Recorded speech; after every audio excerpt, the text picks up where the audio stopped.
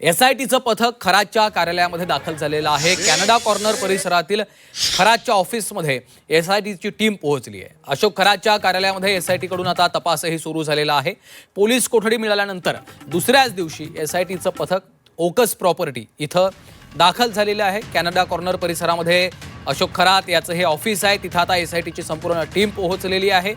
खरातला police कोठडी मिळालेली आहे आणि त्यानंतर दुसऱ्याच दिवशी आता एसआयटीचं पथक पुन्हा एकदा ओकस प्रॉपर्टी इथं पोहोचलेला आहे आणि त्या ठिकाणी पुन्हा एकदा चौकशी सुरू झाली आहे। सागर गायकवाड आमचे प्रतिनिधी सध्या आपल्या सोबत आहेत। सागर, एसआयटीचं पथक सध्या खरातच्या कार्यालयात पोहोचलंय, काय अधिकची माहिती? काही वेळापूर्वीच एसआयटीचं पथक जे आहे ते अशोक खरात याच्या ओकस या प्रॉपर्टी येथे दाखल झालेलं आहे। त्या ठिकाणी आता पुन्हा एकदा या खरातच्या कार्यालयाची जी तपासणी आहे ती करताना आपल्याला पाहायला मिळते। खरं तर 3 ते 4 वेळा हे जे ऑफिसला एसआयटीचं पथक दाखल झालेलं होतं। अनेक फिर्यादी यात आपली फिर्याद दिल्यानंतर ह्या जी स्पॉट पंचनामा असतो त्या ठिकाणी करण्यासाठी हे एसआयटीचं पथक इथं पोहोचलेलं आहे। त्याच्याबरोबर फॉरेन्सिकची टीम देखील या ठिकाणी पुन्हा एकदा दाखल झालेली आहे।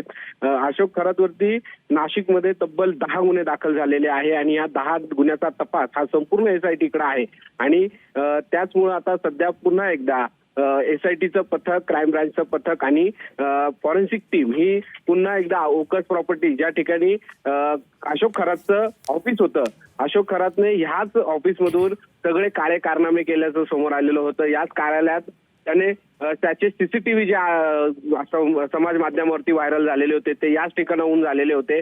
अनेक महिलांनी याच महिलांवरती याच ठिकाणी अत्याचार झालेला होता। म्हणून आता एसआयटीच्या पथकाला तपासाला वेग आल्याचं समोर पाहायला मिळत आहे।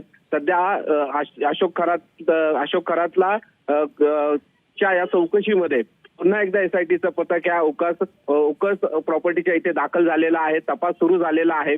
त्याचबरोबर फिंगरप्रिंट्स असतील, त्याचबरोबर या कार्यालयातली जे काही त्याने भविष्य सांगण्यासाठी जे वस्तू वापरत होता त्या सगळ्यांची चौकशी जी आहे त्याचबरोबर तपासणी आहे ती या एसआयटीच्या पथकाकडून करताना पाहायला मिळत आहे। सध्या 15 ते 20 मिनिटापासून हे पथक हे नाशिकच्या कॅनडा कॉर्नर परिसरात असलेल्या ओकस प्रॉपर्टीच्या इथे दाखल झालेला आहे आणि आता यातला तपास सुरू झालेला आहे।